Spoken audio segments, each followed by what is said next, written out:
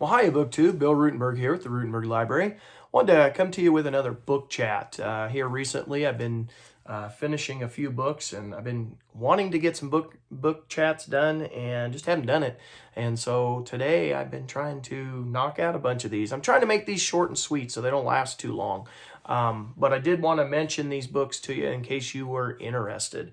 And so for this time around, I'm going to look at a book that I finished couple months or a month and a half ago, maybe. It was Lincoln at Cooper Union, the speech that made Abraham Lincoln president by Harold Holzer. Now, if you are not familiar with Harold Holzer is an excellent, excellent author. He is a Lincoln historian, and he is one of the top Lincoln historians. I have enjoyed every book that I've read. I've read a few of his other ones, and he has put together several volumes on Lincoln in various aspects of Lincoln's life.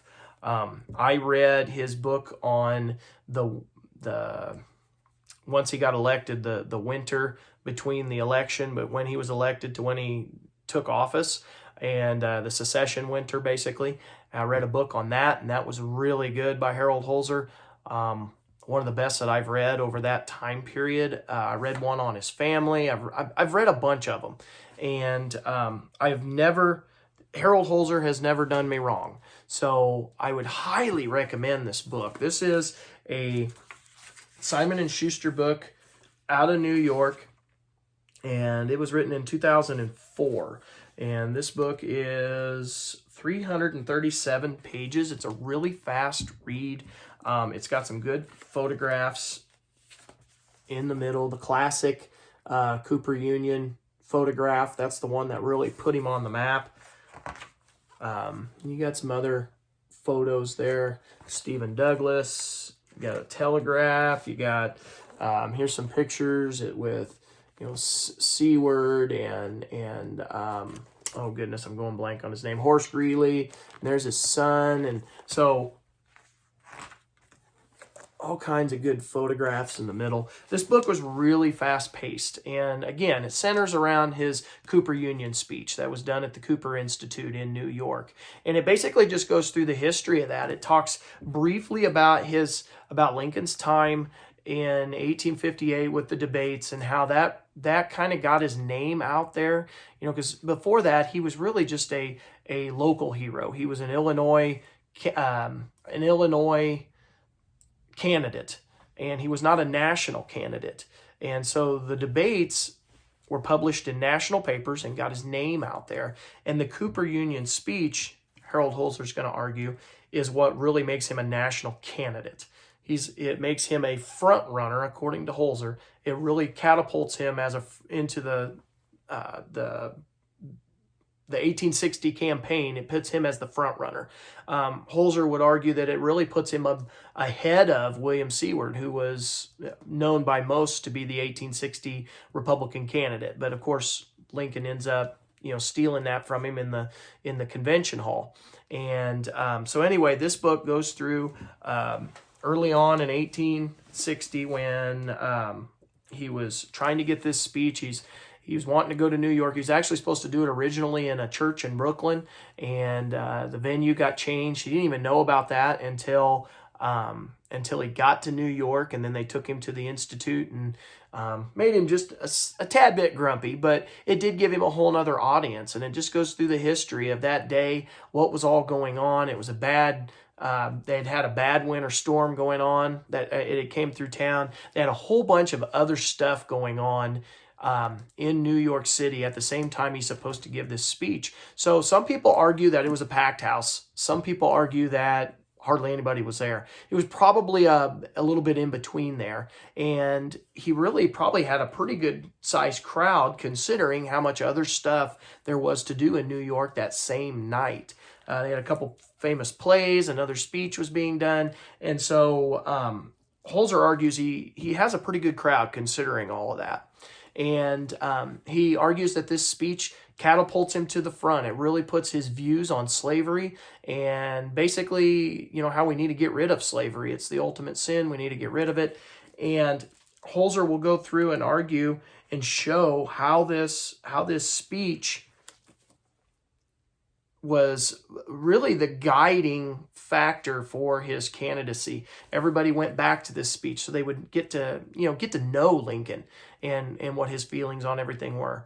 And then that picture, that iconic picture, he really hits on that. That was Matthew Brady's picture that he had done in his studio. And this picture is going to be one of the first looks at Lincoln that the nation has. And this picture will be mass produced all over the United States. It will be remade throughout the United States in various forms. They'll flip the negative. They'll try to put a beard on it when he grows his beard later on. So anyway, it just goes through all of the stuff with that speech and then how it leads into him becoming president. I'd highly recommend this book to anybody wanting to read Lincoln. This book is one of the best books that I have read all year. When I do the best books of the year at the end of December, this is going to be on the list. I can guarantee it. So I highly recommend it to any Lincoln fans out there. Again, this is about his 1860 speech at the Cooper Institute, and great look at Lincoln, some Lincoln history. So I hope that is helpful. If I was to rate the book, it'd be a 5-star book, hands down. 5-star book by Harold Holzer. So I hope this helps. Today I wanted to talk about a book that I actually finished quite a while back, well over a month ago. I've been kind of putting it off. I don't know why. I just have. But anyway, this is a biography called American Caesar, Douglas MacArthur, 1880 to 1964, and it's by William Manchester. And I had gotten this book from the public library when they were discarding stuff, and I did not have any William Manchester, or I had very few William Manchesters, and I picked this up and was pretty excited to have it because I had never read anything on Douglas MacArthur before. And of course, Douglas MacArthur is an iconic figure in United States military history. He's a what I would call a like him or hate him type of guy. I know that I have heard both opinions of him, and I honestly don't know if I ever did get a set opinion for myself on whether I like Douglas MacArthur or not. But anyway, this book comes from, well, maybe. Here we go. This book comes from Little Brown and Company out of Boston, and it is a 1978 book. This book was also a total of 793 pages. It was a chunky monkey. There was quite a bit to it. For me, I started it a long time ago, and then I kind of took little bits and pieces here and there. I read it little by little. The actual text of the book is 709 pages. So you're looking at a little over 700-page biography on Douglas MacArthur. The book was fully illustrated. It had all kinds of maps in the beginning.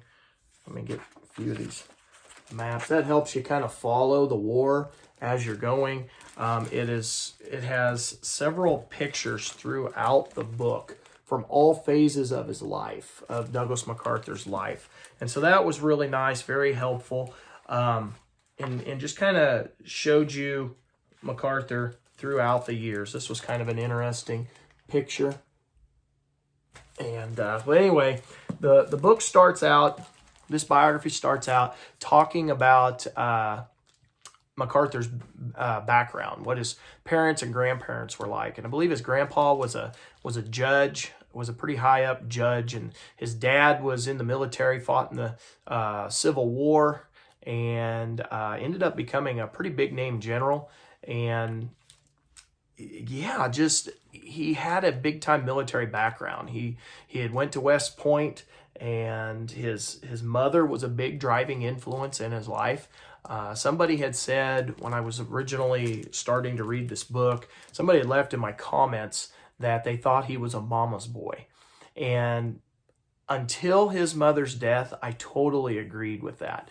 I found him to totally be a mama's boy, and his mama fought his battles for him in a lot of cases. When he maybe didn't get a promotion or didn't get accepted into something, his mom always stepped in his place and fought his battle for him. And I kind of lost some respect for Douglas MacArthur because of that.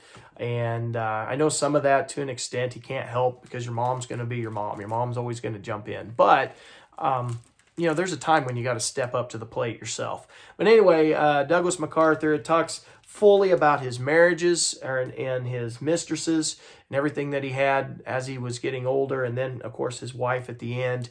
He was with her for a long time, and he ended up having a son.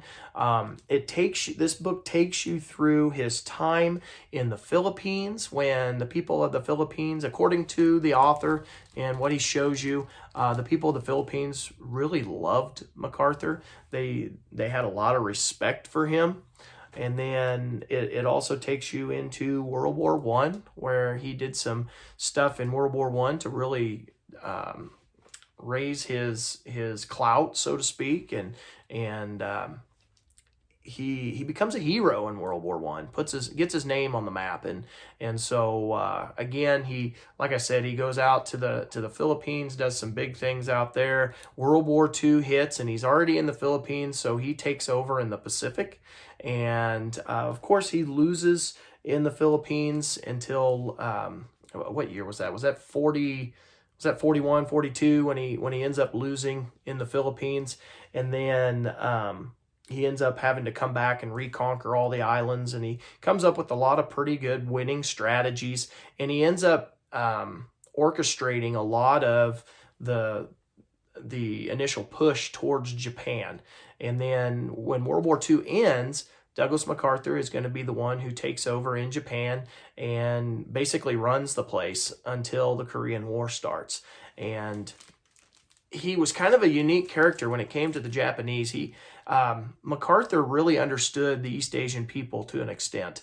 And that's what made him different than any of the other commanders. And I thought that was kind of interesting. I didn't know any of that. But the people of Japan, according to the author, really loved him. He could have been really harsh on some of the Japanese leaders, and he ended up not being harsh, and it gained him a lot of respect from them. And they were able to work together, and they started the rebuilding of Japan until the Korean War hits. And the Korean War is really going to be where MacArthur stubs his toe.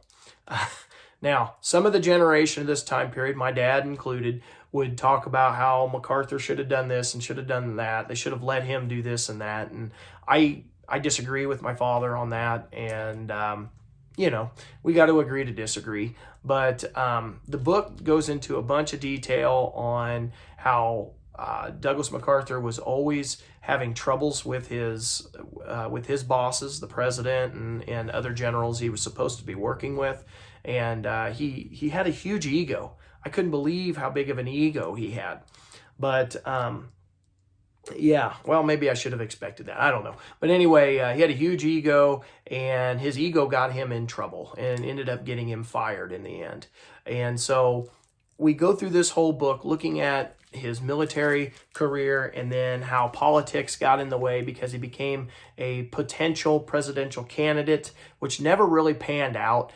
He was just too, in my opinion, too arrogant.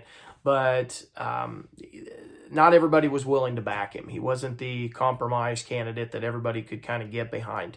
And he definitely wasn't the smiling Eisenhower, later on in the 1950s. But you do get a good look. This biography does give you a really good look of Douglas MacArthur, his different sides to his personality. You get a feel for why the men would want to follow him into battle, but at the same time, why his bosses would be worried about him. So I thought William Manchester did an excellent job. He did a wealth of research for this book, and his bibliography and all of his source work is pretty intense. I mean, you're talking several pages of sources, looking at, let's see, from what page is that? 713 to 744 of nothing but very small print sourcing. He quotes extensively from MacArthur and letters MacArthur wrote and letters that others had written in that time period. And so I think William Manchester did a really good job. This is a pretty thorough book. I would like to read maybe some other ones on MacArthur just to just to get a different perspective on it. But I thought Manchester did a really good job. The book is not super fast paced and not slow paced either. I struggled with it a little bit. I think it was just the mood I was in and the timing of everything, because the times that I actually sat down and read the book, it did get going. But I also had times when things were going busy in life, and this just did not go well with me in my reading. So I had to put it aside for long stretches at a time. And that's why it took me like 8 months to finish it. It really wasn't the book, it was me. So BookTube, if I would highly recommend the book. I'd probably give it 4.5 stars because of how thorough it is. You get a good look at MacArthur and his, like I said, his perspective on things, and other people's perspectives on him. Yeah, I really like the book. So if you've never read anything on Douglas MacArthur, pick up William Manchester's 700 plus pages of biography. So hope that's helpful to you, BookTube.